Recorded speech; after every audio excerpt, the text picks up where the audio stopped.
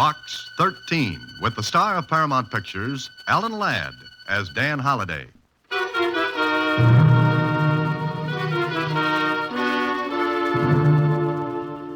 Box 13, care of Star Times.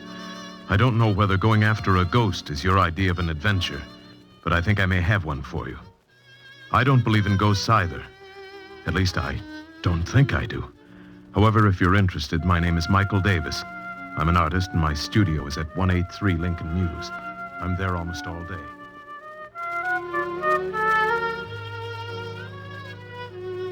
Is at 183 Lincoln Mews. I'm there almost all day and any day. So if you'll drop around, this may be interesting. Michael Davis. So Mr. Michael Davis didn't believe in ghosts. Well, neither did I, until I met Mr. Davis.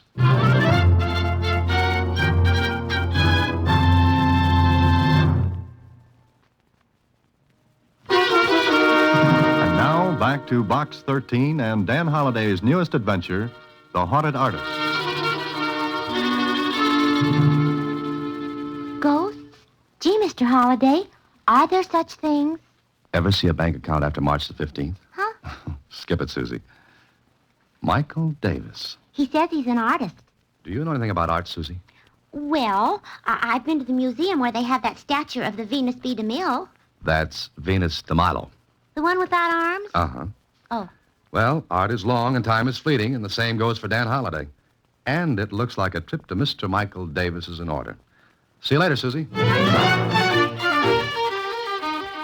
A half hour later, Michael Davis and I were introducing ourselves and shaking hands. I liked him, and he looked like an artist, except when he grinned. Then he looked and seemed a lot younger than he was, 33 or 4. And he grinned as he said, So you advertise for adventure just to get plots for your stories, huh? Yes, that's a general idea. Maybe I'll be able to use yours. Well, this sounds insane, but I think this studio is haunted. Or I am. Why? Do you hear the patter of cold little feet and the clank of chains at night? I wish I did instead of... Oh, come and look. You see that easel in the corner? Mm-hmm. There's a painting on it. I've got it covered now, but... But what? Well, look. Take a good, long look. I did. What I saw was one of those surrealist things. It was a desert with queer figures raising their arms to a brassy sky and a vicious-looking sun. Well, somehow it gave me the shivers. I was staring at it when... Well, Holliday, what do you think of it? What am I supposed to think of it? Meaning you don't like it? Well, I don't know. I hadn't intended you to criticize it. Just look at it and see if you notice anything wrong. Go ahead, I'll keep quiet.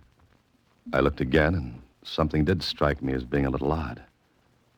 I moved in for a closer look, stood there for a moment. Uh-huh. You've got it, Holliday. That stone quarry painted in the right-hand portion of the canvas. Yes, it doesn't belong. I mean, it's out of place. I didn't paint it. Maybe we'd better go over the signals again, Davis. I lost the ball on that play. I don't blame you. But it's the truth. I did not paint that quarry in there. Look at it. The technique is different. Yes, the brushwork's not like the rest. Exactly. And that painting has to be done in 3 days. I've been working on it for 7 months, and it has to be finished. Why, what's the rush? Well, I've been invited to hang a canvas in the Bernier galleries. Oh, which means you've arrived. Berner's being to art what the big leagues is to baseball. Exactly. You see, Holliday, I started the painting 7 months ago. Everything was fine for a time. Then this started.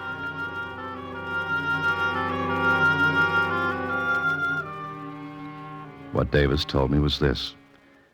He'd finish work in the evening, cover the painting, and turn in. Then, in the morning, when he'd take the cover off the canvas, the quarry would be painted in. It happened 6 times. The last time was the night before he wrote his letter to Box 13.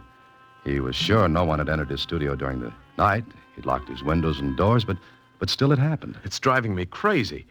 I've lain awake at night trying to catch the person responsible, but nothing doing. He never shows up when I'm waiting for him. Have you told the police? Oh, sure. They thought I was just 2 steps ahead of the man in the white coat. Huh. You're sure you've locked up every night? Look at the door. New locks, 2 of them. Even the window fasteners are brand new. Those are the only entrances? And exits.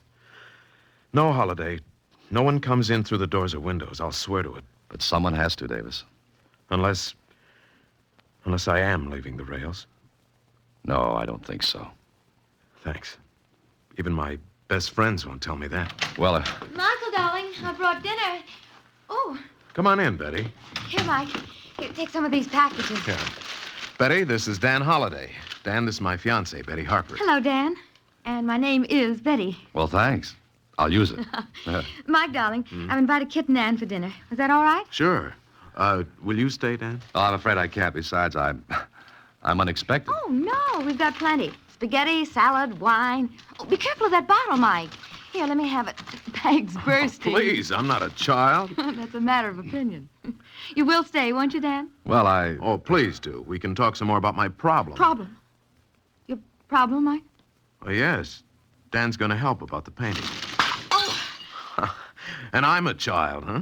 There goes the wine. that was clumsy, wasn't it? accidents will happen, Betty. If I can put in that bromide. Oh, Mike, I just remembered. We're to go to the Suttons after dinner. Huh? Oh, that wasn't a promise. We can't refuse them again. But Dan's going to... As a matter of fact, I can't stay anyway. I have an engagement, too. Well, all right, but you will return tomorrow, won't you? Sure, I'll be glad to. Good night.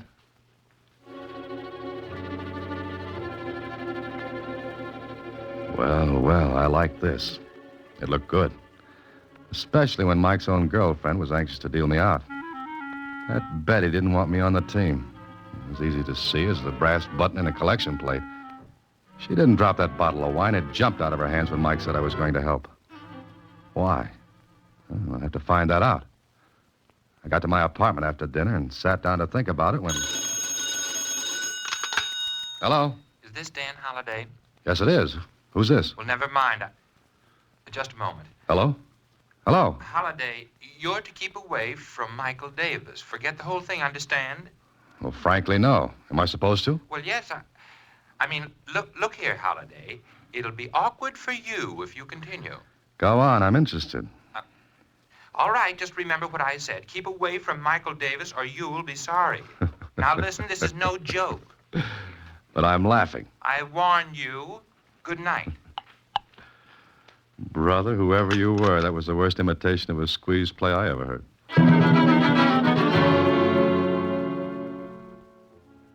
Are you kidding, Dan? No, someone called me last night, wanted me to keep away from you. Why, it must have been a joke. Does anyone want to keep this painting out of the burner galleries for some reason? I thought of that. You mean sabotage, sort of? Yeah, that's it. Well, who? No one I know of.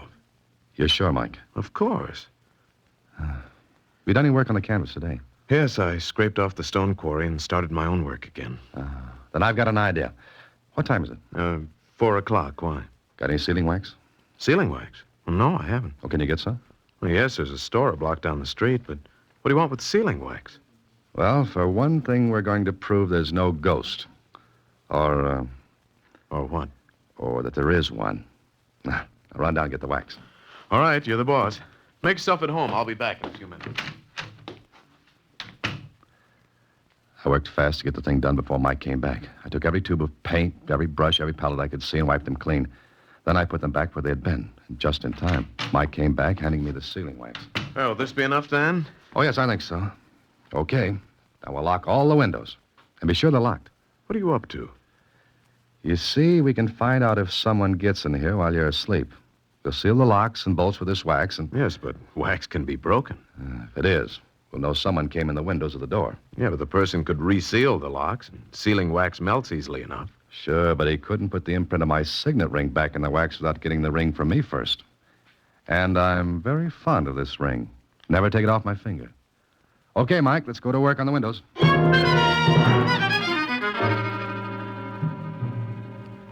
All right, that does it. Both windows sealed. If our ghost gets in now, you'll have to break the wax. You know, there's only one thing wrong. What, Mike? I won't be able to sleep tonight. Oh, it'll take something. You've got to sleep because your visitor won't break in unless you do. Dan, suppose those seals aren't broken in the morning, but the painting's been changed anyway. What then? We both apply for an outside cell. Now, don't do anything more on your painting, and don't touch a thing. Why not? You want me to help you, don't you? Certainly. Then ask no questions and do as I say. And tomorrow morning, we may have an answer.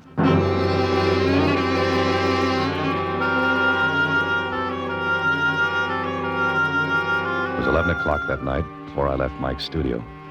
He had taken a sedative and was sleeping like a baby. I turned off the lights, checked the seals in the windows. All okay. I let myself out, tried the door. Locked, but good. Then I took the sealing wax and melted a hunk of it to go over the keyholes. And I pressed my signet ring against the wax. I even forced wax into the crack above the door, initialed that. Michael Davis was sealed in.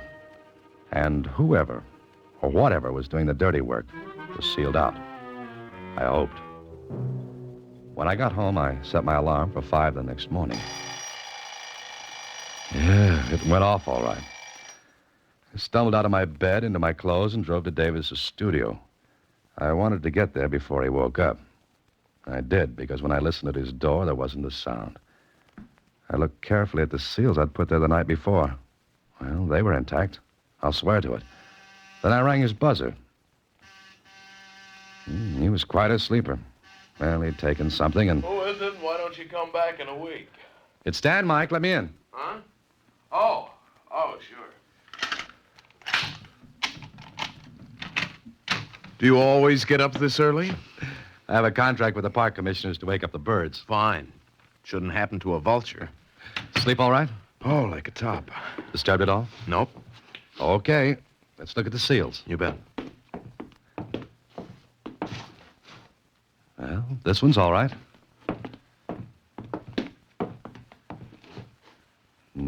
So's this one.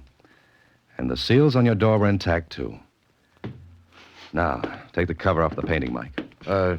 What if it's been changed again? If it has, I'll buy you a new hat. I wear a size 7 and 3/8. And make it a gray one. And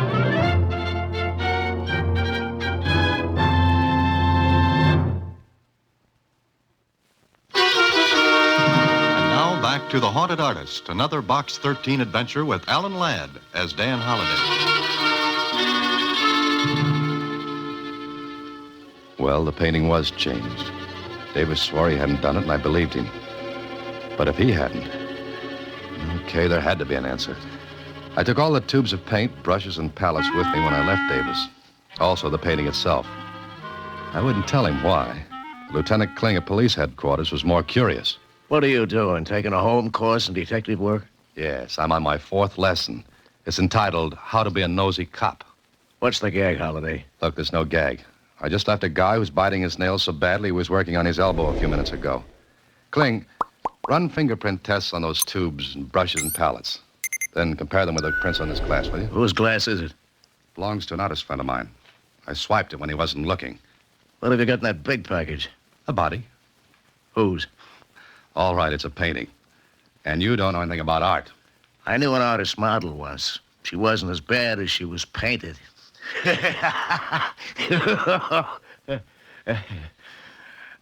Okay, so I don't slay you. All right, I'll laugh at your joke. Ha ha. Now, will you do me that favor? Okay. Fingerprint testing the tubes, brushes, and palette. Compare with prints on the glass, right? How soon can I have them? For anybody else, in a half an hour. For you, 3 hours, okay? Great.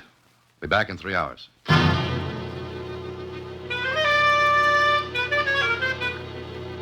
After leaving Kling, I went to the Star Times and learned the name of an art expert. An hour later, I showed him Mike's painting. That is quite good. Yours? No, it's a friend of mine's. Good brushwork. Excellent composition. Wonderful color. And with this has no place in the picture. Look, I've got a lot of things to do. What I want you to do is look at the painting and tell me whatever you can about it. I'll pay you, of course. Oh, very well. But it will take maybe 2 hours to do a good job. You understand? Oh, yeah, sure. I'll be back in 2 hours. Well, it was a merry-go-round. From Kling to the art expert, from him back to Kling. A little less than 3 hours, Dan. Haven't you finished? Sure. There's your stuff, and here's the report. What's the matter with you? Kling, there's no mistake about this report, is there? Mistake? Look, Dan, our boy knows his business. Bet on it. Anything you like. Weren't there any other prints at all? None. The prints on the paint tubes and the rest of that stuff were the same as on the glass. All from the same person. But it can't be. I've got news for you. It is. Well, the only person who could have touched those tubes and brushes was Davis himself. Yet why should he sabotage his own painting, one that meant so much to him? And yet, he was asleep when it happened. Or was he? I stopped thinking about it then. I had to get back to the art expert and find out something. It was a day of surprises because when I saw him... Yeah, fine thing. They pushed me and they took your painting. Who? I'm standing here looking when they come in. I have no time to see who they are. They push me, they grab the canvas, and they're gone. Did you call the police? Yeah, the police come, but I can tell them nothing. Never mind. Were they men, the ones who took the painting? One man, one woman. You're sure there was a woman? Young man, I'm an art expert, but I also know other things. I know a woman when I see one, even for a second. All right. Never mind them now. What did you find out about the painting? Well, not much. I had not much time, but I can tell you this.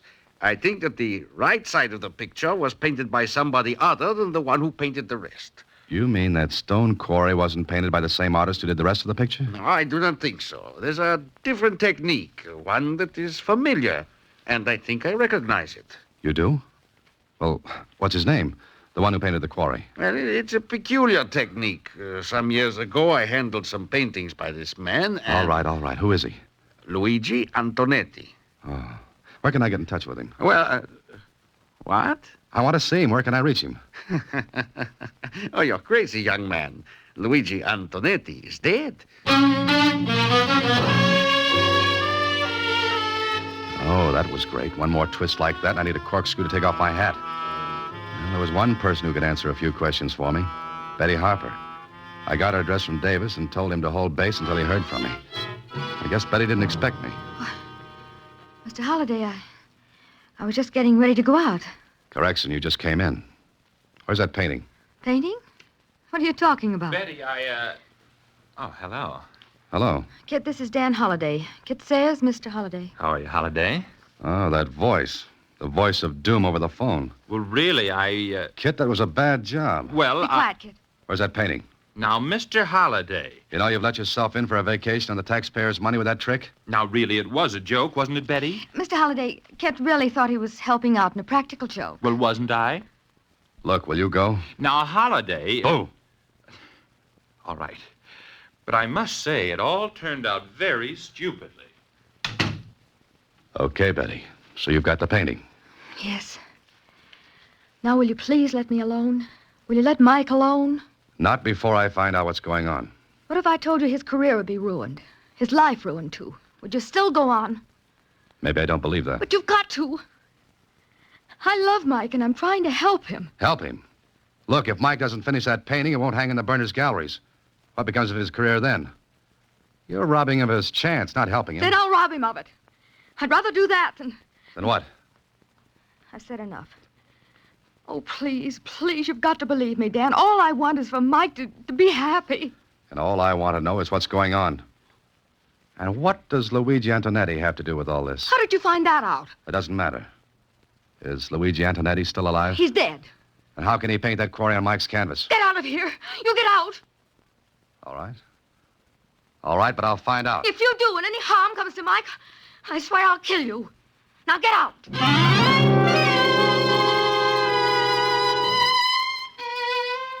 That was all from Betty. I would have bet my last penny she was doing what she was doing for Mike. But why? Why? Then I got an idea. Find out about Luigi Antonetti. I looked him up. Found out he'd lived in a small town about 250 miles away. He'd painted there. Okay, so I drove to the little town. Sure, I found out. He was dead, all right. I was even shown his grave, and when I looked at it, I wanted to reach back and chip the icicles off my spine. How could a dead man paint? There was only one answer. He couldn't. Then I learned something else. Antonetti had a pupil named Michael Davis. More questions, and finally I found an old school teacher who remembered. Michael, of course. Wonderful boy. Luigi Antonetti taught him painting. He said Michael had a brilliant career ahead of him. I see. Well, Mr. Evans, do you know what became of Michael? Well, I think he went to the city, although I haven't heard. When did he go? I believe shortly after he graduated from high school. That must be 16 years ago. Yes, it was right after his best friend was killed. His what? Yes, poor boy. He fell into the old quarry. Quarry. Stone quarry? Well, yes, it was one night after a senior party. I think, yes. Both lads, Michael and Arthur, were in love with the same girl, you see. Would her name be Betty Harper? Now, it's amazing you should know that, yes. How about this Arthur? Well, it was quite dark. Arthur, I believe, went back to get something. The bridge across the quarry must have broken. Michael was upset for days, even though Arthur was his rival for Betty. Thank you. Thank you very much, Mr. Evans. You'll excuse me, but I've got to hurry. I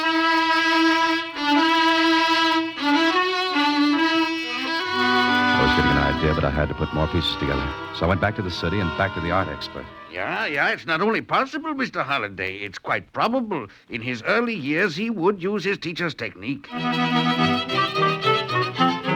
Next stop, a psychiatrist. Certainly, Mr. Holliday, that's quite possible.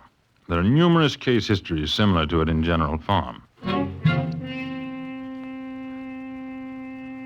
Now things began to fit together. The different technique, that of a dead man, yet only Davis's fingerprints on the tubes and brushes. Betty's concern and her willingness to see his career stopped rather than have me find out the reasons for everything that happened. But I had to bring the whole thing out in the open. So later in Mike's studio... Let me get this straight, Dan. You say I'm doing that myself, ruining my own painting? Yes, you are, Mike. Don't listen to him, Mike. Now, please don't. What's the matter with all of you? Mike, you've got to listen to me. And he's got to listen to me and Dr. Rawlings. Why did you bring a doctor? I'm not only a doctor, Mr. Davis, I'm a psychiatrist. Are you trying to tell me I'm crazy? No, of course you're not. But you will be if you don't let us help. Now, listen, you want your career, don't you? Certainly. All right, you won't have it if you don't let us help. It won't be helping. Oh, Mike, send them away, please. Mike, do you remember a person named Arthur Denning? Denning? No, I don't. Now, will you let him alone? Betty, believe me, this is better for him. Ask Dr. Rawlings. Tell him, Doctor. I'm sure Mr. Davis has a guilt complex. Oh, yes. And unless we find out why, he'll never finish this painting. Perhaps never finish any other. Why not? What would stop me? Your own mind, Mr. Davis. Mike, you know as well as I that no one came into your studio the night we sealed it up. No one. You were the only person in here. Now do you see? Not quite. What do you want me to do? Well, Dr. Rawlings told Mike what had to be done. Davis agreed. I think that... It took only a few seconds for Rawlings to inject a drug into Davis's arm. Then we waited until... All right. He's under. You asked the question, Mr. Holliday. Mike, can you hear me? Yes. Now listen, Mike. It's 16 years ago. You're in high school. A senior. There's a senior party. It's night. Remember? Yes. It's dark. Who's with you, Mike? Betty and Arthur. What happened that night, Mike? I killed Arthur. Mike, no. Be quiet. How did you kill him, Mike? He had to go back for something. I told him to take the shortcut over the quarry. Then what happened? I forgot. You forgot what? The bridge. The bridge was broken. It was dangerous. But I forgot. I wouldn't have sent him. Yes, I know. He was killed, wasn't he? Yes. I loved Betty. So did he. Everyone would have said I killed him. But I didn't. I just forgot about the bridge. I didn't mean... All right. That's all.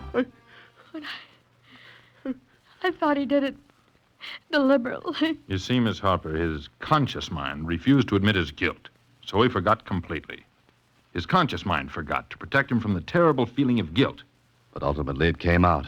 He learned painting from Luigi Antonetti 16 years ago. So it was natural at first that he used Antonetti's style, technique. Then, 16 years later, his mind goes back into the past, controls his hand, and he paints as he did 16 years ago. But he paints that quarry. The quarry which was associated in his mind with his guilt, or what he thought was his guilt. And now, what about now? Now, when he wakes up, we'll tell him and he'll be all right. For good.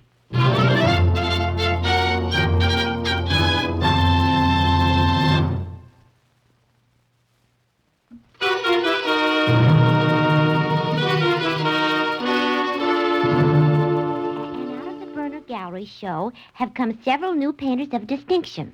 Not the least of them is Michael Davis, whose intensity of feeling and whose brilliant... That's good enough, Suzy.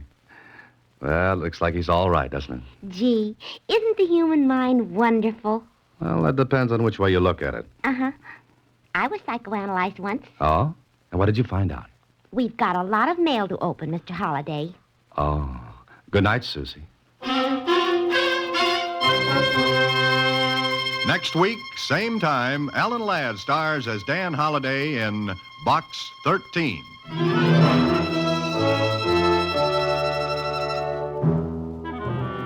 Alan Ladd appears through the courtesy of Paramount Pictures. Watch for him in his latest picture, Saigon. Box 13 is directed by Richard Sanville with an original story by Russell Hughes. And original music composed and conducted by Rudy Schrager. The part of Suzy is played by Sylvia Picker. That of Lieutenant Kling by Edmund MacDonald. Production is supervised by Vern Karstensen. This is a Mayfair production from Hollywood.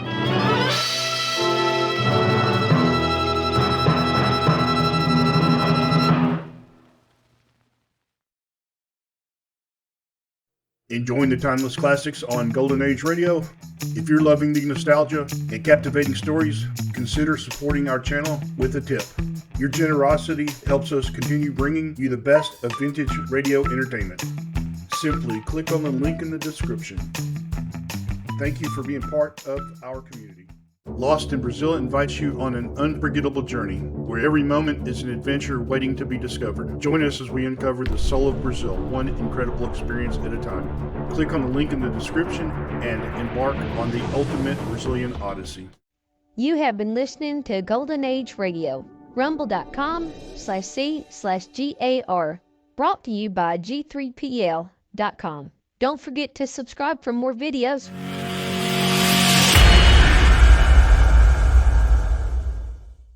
I would like to extend my sincere gratitude to Old Time Radio Research Group for their remarkable efforts in preserving and archiving the captivating world of old-time radio programs. Their dedication to safeguarding these precious audio gems ensures that future generations can relish the enchanting stories, music, and entertainment of the past. Their invaluable contribution allows us to step back in time and experience the magic of radio history firsthand. Their link is in the description below.